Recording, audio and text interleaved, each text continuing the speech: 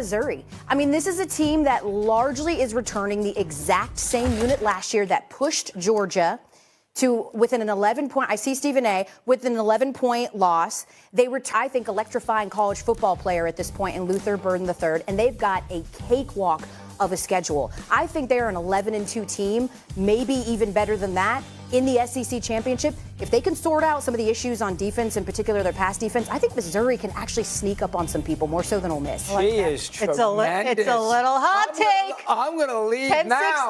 our first hot take. Oh, my goodness. Stephen A. Y'all are making me laugh.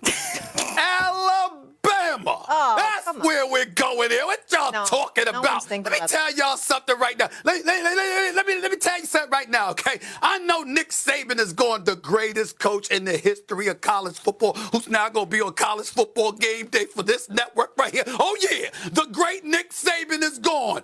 But Kalen DeBoer is no scrub. Let's look at this record right here. Excuse me, we're talking about Kalen DeBoer here. 25-3 over the last 2 seasons. The man has won 90% of his games as a head coach. 104-12 in 9 seasons at Washington, Fresno State. Even the NAIA Sioux Falls for crying out loud. 3 national titles, was in a national championship game last year against Michigan, and he is succeeding the great Nick Saban. There's a standard at Alabama, and you know what you got to do. Now, Kirby Smart is that dude. The man is special. We understand. A 2-time national champion, came up short, didn't win, didn't have a three-peat. Why did they not have a three-peat? Mrs. Bulldog Al Duncan, because they ran into Alabama. That's Nick Saban. why they ran into that man. Now, excuse me, here's the deal right here.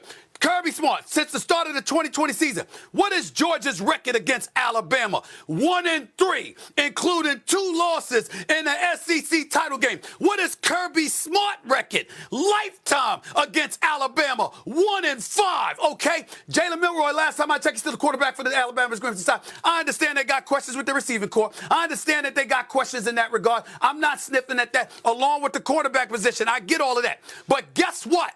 They're talking that these brothers might have maybe the best offensive line in college football. You got hogs down there in Alabama. Hogs. Excuse me. I got a quarterback that can run with the football. He can throw with the football. I got a transfer in Bernard that comes from Washington with me as the head coach, okay?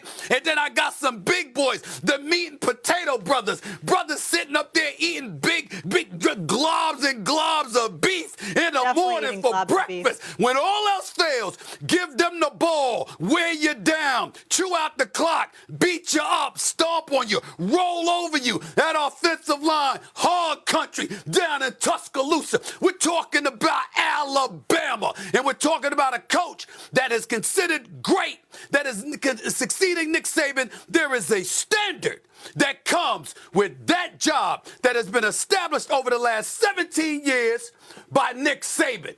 Kalen DeBoer knows what time it is, and Kirby Smart knows it too. Alabama, that's the biggest thing that Georgia has to be worried about.